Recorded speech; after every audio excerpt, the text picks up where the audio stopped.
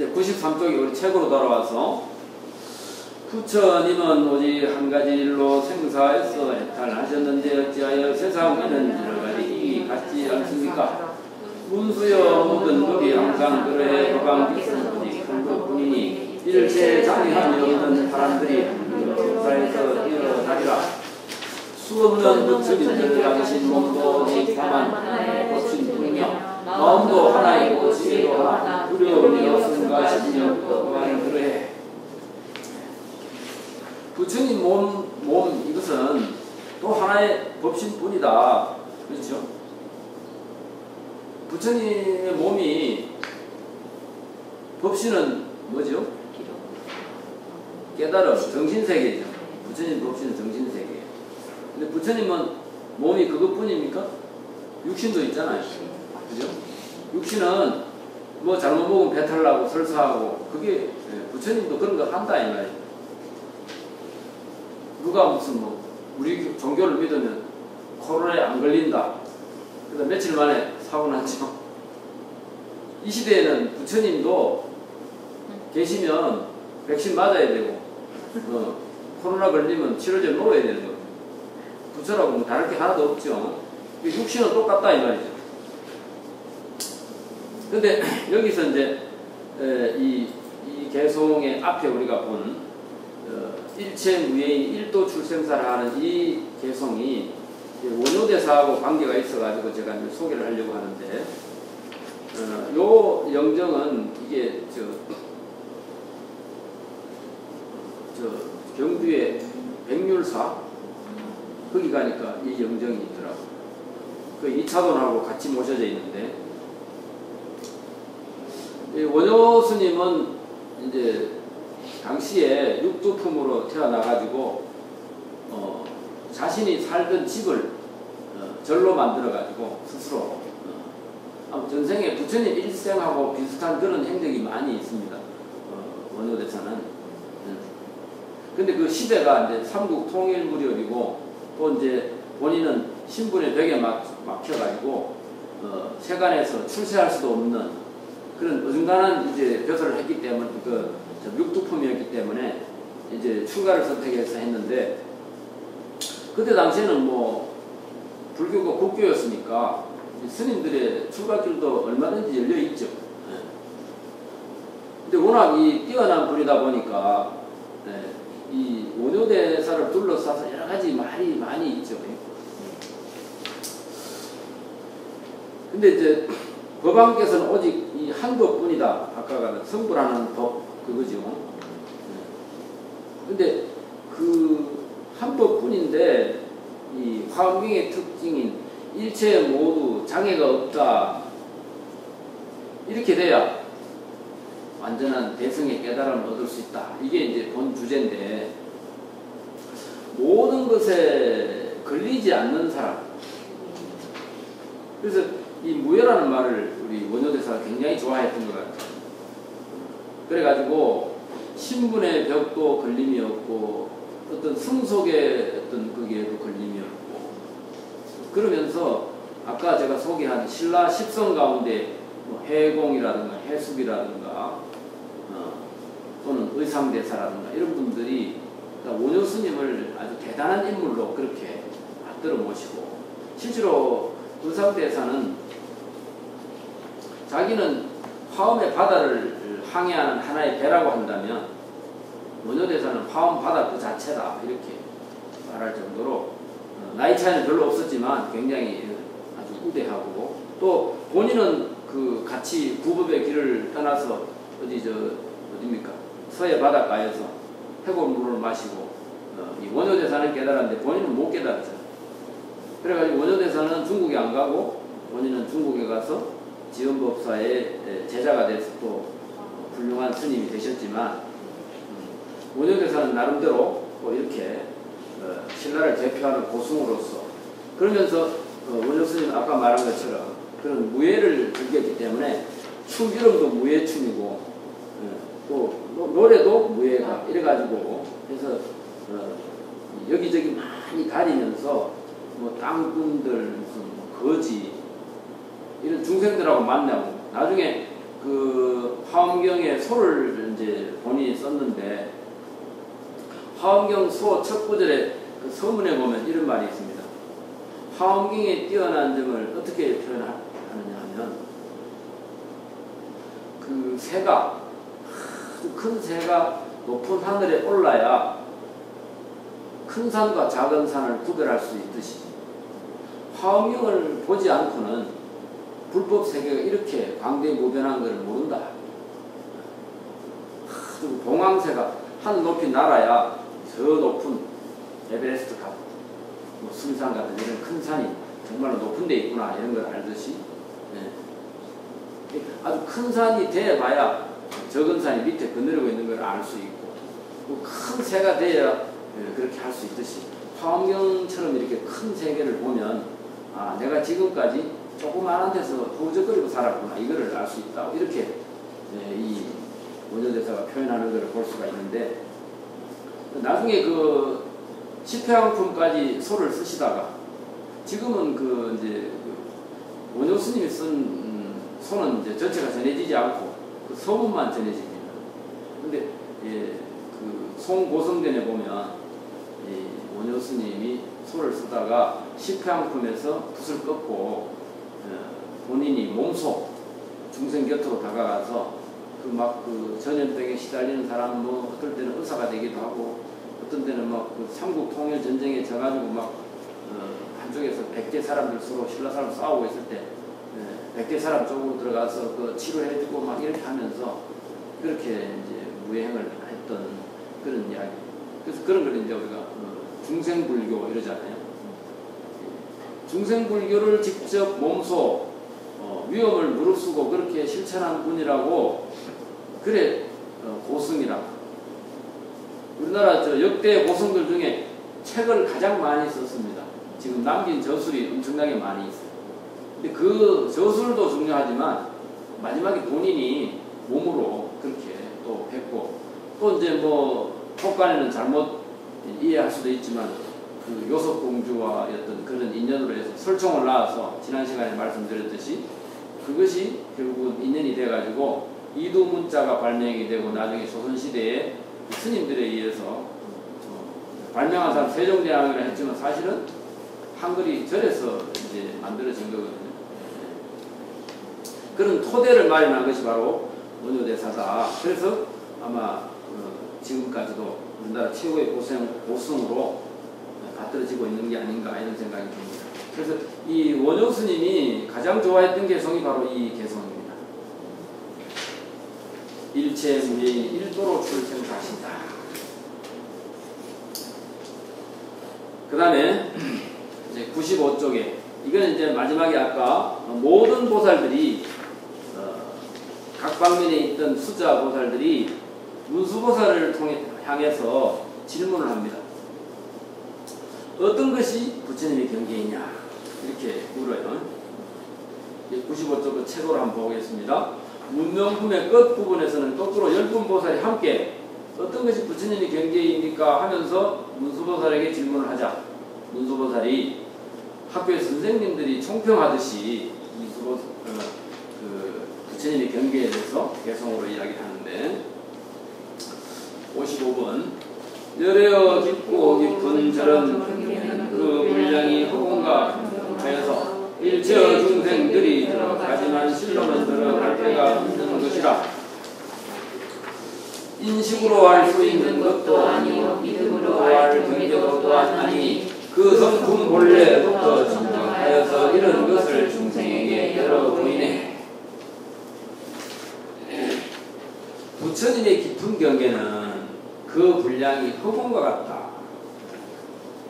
흔히 이제 그 부처님 깨달음 세계를 비유할 때 허공에다 비유를 합니다. 허공은 끝이 없잖아요. 우리가 살아가는데 이 건물 속에 들어와서도 우리가 허공이 없으면 움직일 수가 없죠. 이렇게 지어놓은 건물이 훌륭하긴 하지만 여기에 온갖 것이 꽉 들어찼다가면 우리가 그 들어가서 앉을 수도 없는 게 되는데 이 공간을 활용하기 위해서 결국은 이제 집을 짓는 거겠죠. 저는 그런 생각을 해봅니다. 예. 물론 이제 건물이라는 게 이제 비바람을 피하고 햇빛을 피하고 이렇게 하기 위해서 하는 거지만 허공이 없다면 무슨 의미가 있겠느냐. 그리고 이제 허공은 예, 나중에 열애 출연품에 가보면 이제 신업의 비유, 의업의 비유, 이게 부처님의 신구의 삼업을 비유할 때 허공을 비유를 하는데 뭐라고 하냐면 허공은 모든 것에 의지가 되지만 허공은 어디에도 의지하지 않는다. 부처님도 모든 중생의 의지처가 되지만 부처님은 어디에 의지하는 데가 없다. 우리가 이제 기도를 하면서도 중생은 무언가를 이루기 위해서 소원을 성취하기 위해서 기도를 하잖아요. 기도의 최고 수준 높은 기도는 원이 없는 기도가 최고의 기도다. 그게 뭐냐? 그 부처님의 기도거든. 자기 소원을 빌려고 기도하는 게 아니라 일체 중생을 위해서 기도하는 거예요. 그게 이제 무원 기도라. 그래서 그것이 바로 이제 허공에다가 그 경계를 가지고 있다. 그래서 그 분량이 허공과 같아서 모든 중생들이 그 속에, 허공 속에 들어가지만 들어가고 나면 들어갈 데가 없어. 들어간 곳이 없어. 흔적이 없다. 그러니까 제가 오조 스님이 사복 어머니 장례 치를 때 전생에 우리 경전 싣고 다니던 소가 죽었는데 자기 어머니를 그렇게 표현해요. 네가 스님이니까 목탁 좀 쳐주라. 그래가지고 그 어디 토암산 어느 기슭에 돌을 하나 떼가지고 그 속에다가 어머니를 묻고 나서 딱 다치니까 상공교사 그렇게 표현이 되어 있어요. 그러니까 그냥 아무 흔적이 없더라. 연화장 세계에 들어갔다. 그래놓고 이제 사복이 원효대사에게 법문 한마디 하소. 태어나지 말지니라 죽는 것이 괴로다. 죽지 말지니라 다음에 태어나는 게 또 괴로다.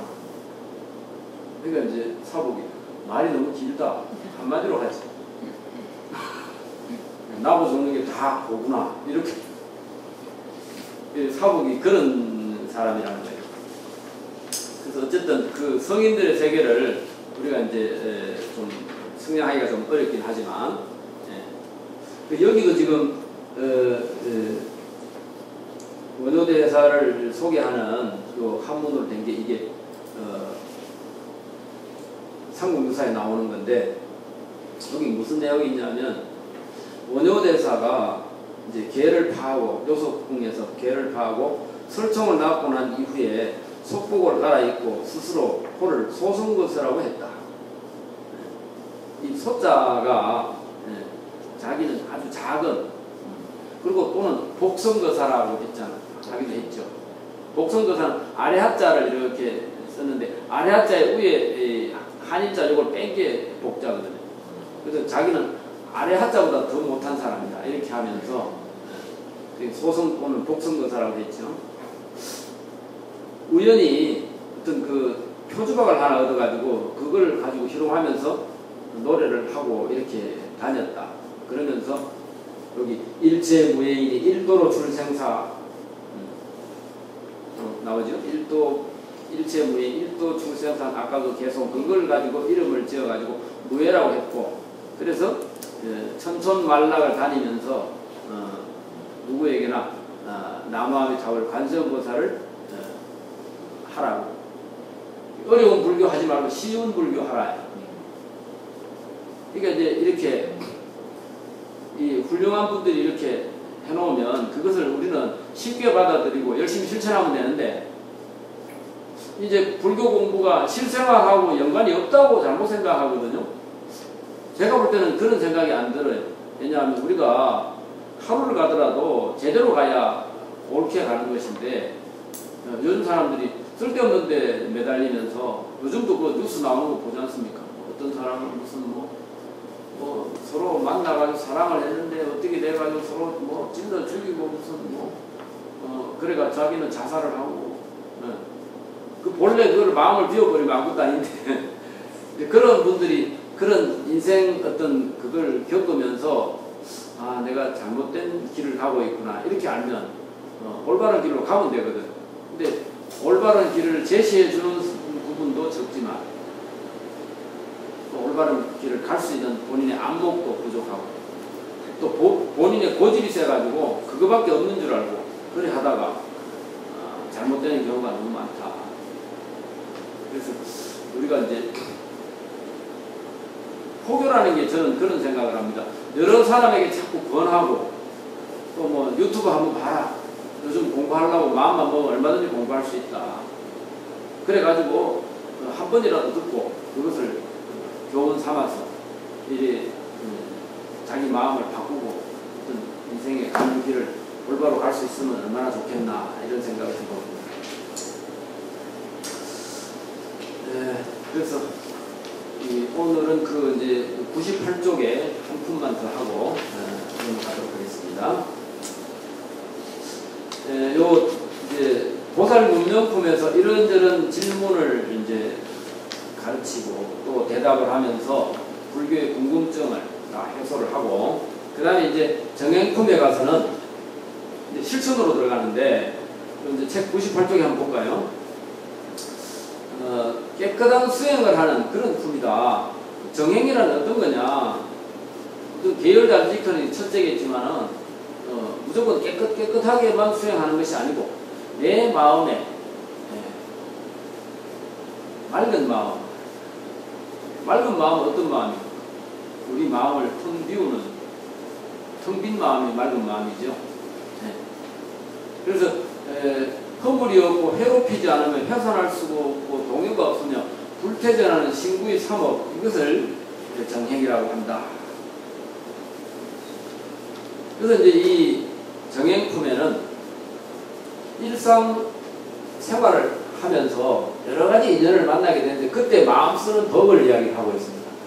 그래서 요 99쪽에 요 첫째 절에 보면 출가하기 전에 제가 시절의 원, 출가 수기할 때의 원, 자선하고 행각할 때의 원, 그 다음에 소변, 대변 볼 때의 원, 걸식할 때의 원, 또 성에 들어가서 어떻게 걸식해야 되느냐, 그리고 이제 정사로 돌아와서 씻는 거, 휴식하고 잠잘 때까지 한마디로 행주자와 어묵동중에서 항상 발언한다 이 말이죠. 그래서 여기 이런 개성이 뭐 우리가 보면은 뭐 이거 그렇게 어렵지 않네 이렇게 생각할 게 많이 있죠. 한번 읽어보겠습니다. 보살이 집에 있을 때는 마땅히처럼 중생들이 집의 본성이 공범을 알아서 그 핍박을 면하기를 원할지어다. 부모를 해서 섬길 때는 마땅히처럼 중생이 부처님을 잘 섬겨서 온갖 것을 보호하고 구명하기를 원할지어다. 수영과 인터를 깎을 때는 마땅히처럼 오너라 중생이 길이 은혜를 여의고 공경에 질투하기를 원할지어다. 손으로 양치대를 잡을 때에는 마땅히 중생이 묘한 법을 얻어서 구경에 질투하기를 원할지어다. 대소변을 볼 때에는 마땅히처럼 중생이 탐이 침을 들여서 제법을 깨끗이 제하기를 원할지어다. 가시나무를 볼 때에는 마땅히 중생이 관리 성격의 가시를 제거할 수 있기를 원할지어다. 만약 열대를 볼 때에는 마땅히 중생이 가장 수승한 법을 얻어서 보리도를 증정하기를 원할지어다. 만약 금강을 볼 때에는 마땅히 중생이 법의 흐름에 참조하여 부처님의 지혜 바다에 들어가기를 원할지어다. 이제 이걸 보면 어떤 일이 벌어졌을 때 그것을 따라가면서 번뇌를 없애고 공덕을 짓는 쪽으로 생각하라. 한마디로 말하면 그렇게 되겠죠.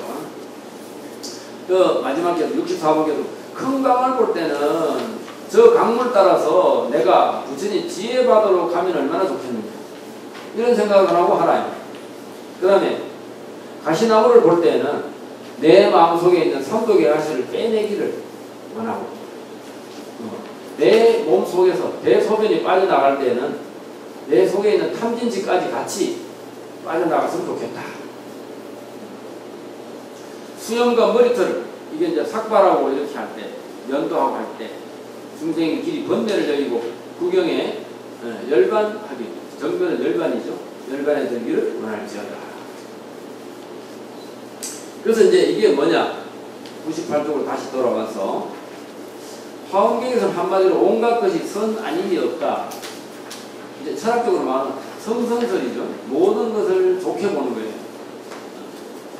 저 도둑질하고 나쁜 짓 하는 저런 사람은 지금은 저렇지만 저 사람 본성은 깨끗하다. 좀 기다리자. 좋은 날이 올 거다. 시간을 주는 거예요. 이제 젊은 사람들한테 아이고 그래 뭐 취직도 잘 안 되고 그래 애먹지 말고 저래가 살면 나하고 살자 이러면 아이고 스님 무슨 말씀 하세요? 좀 돈 벌어야 돼요. 속으로 아직도 고생을 덜 했구나.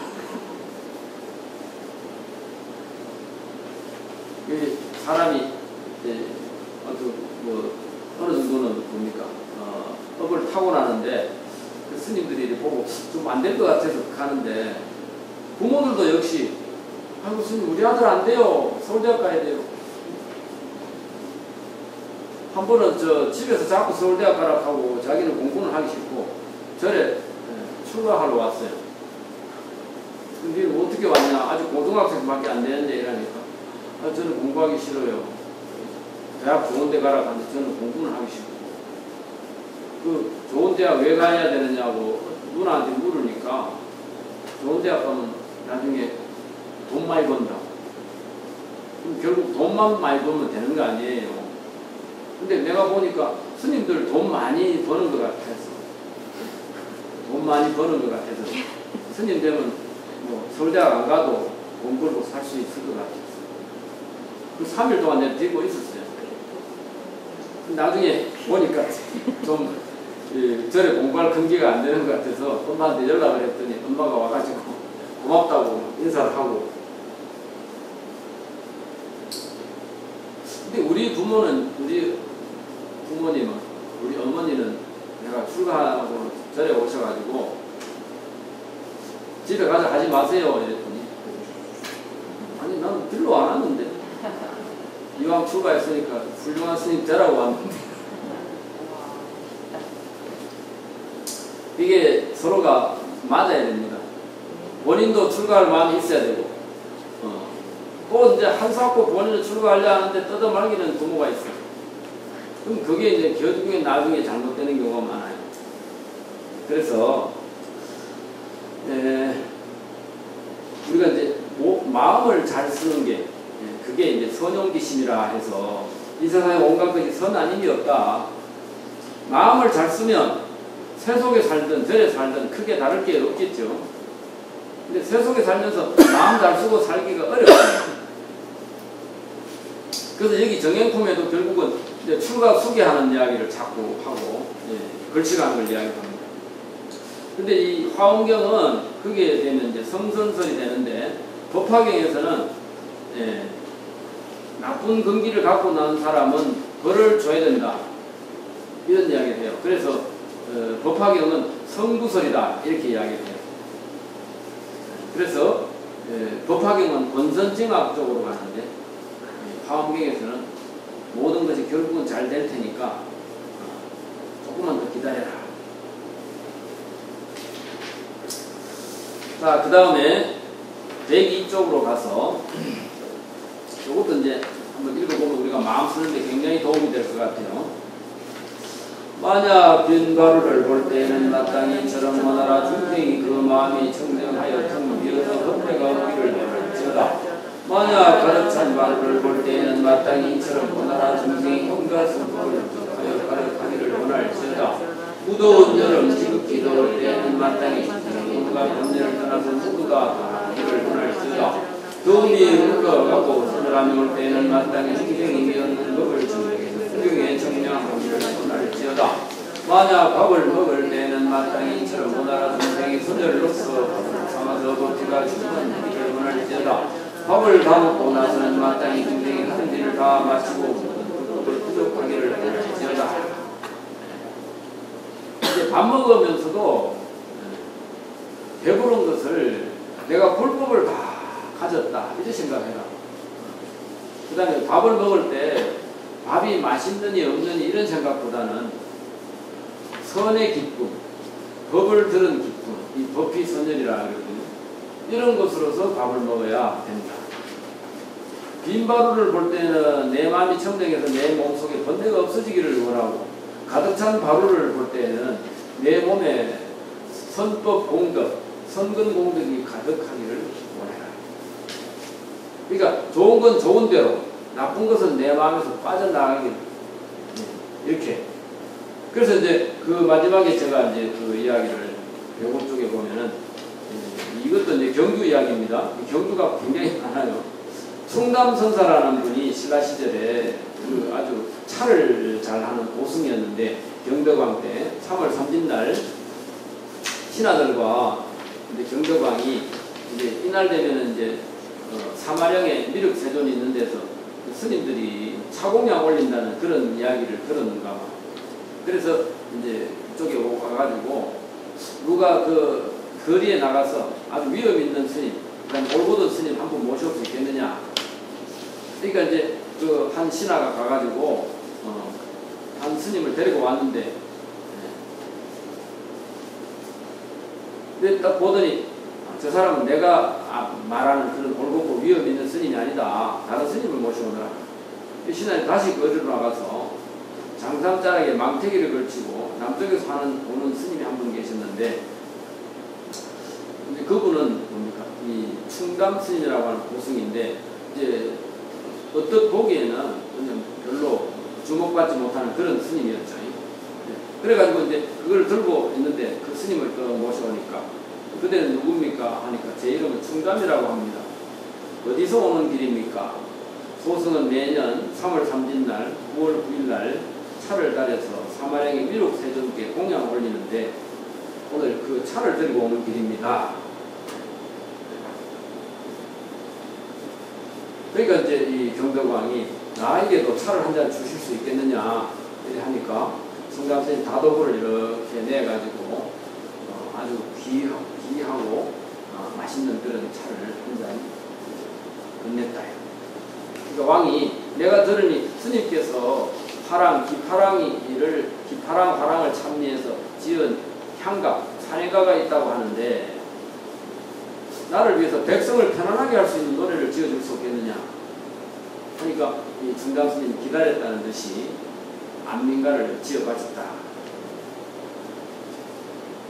임금이 아버지라면 신하는 사랑하신 어머니요 백성이 어린 아이라는 그 사랑을 알리라. 이 땅을 버리고 어디로 가랴. 임금은 임금답게, 신하는 신하라, 백성은 백성답게 할지는 나라 안이 다 평하리라. 그래서 이제 이것이 안민가라고 하는 건데, 이때 당시에 충담 스님이라든가 이런 분들도 아까 신라 십성도 이야기했지만 그때 당시에 불교를 숭상하던 그런 시대였기 때문에 이런 큰 스님들이 활약을 하면서 세상을 안정시키고 이래 되지 않았겠나. 오늘날에도 우리가 불교를 열심히 잘 수행하고 하면은 사회를 지도할 수 있는 그런 시절이 오지 않겠나. 그래서 그렇게 되면 나라가 평안하고 수행하는 사람들이나 또 불교를 공부하는 사람들이 또 좋은 시절이 오지 않겠나 하는 생각을 하면서 공부 여기까지 하고 질문하신 내용 있습니까? 오늘 바쁘신데도 이렇게 와주셔서 고맙습니다. 정글합시다.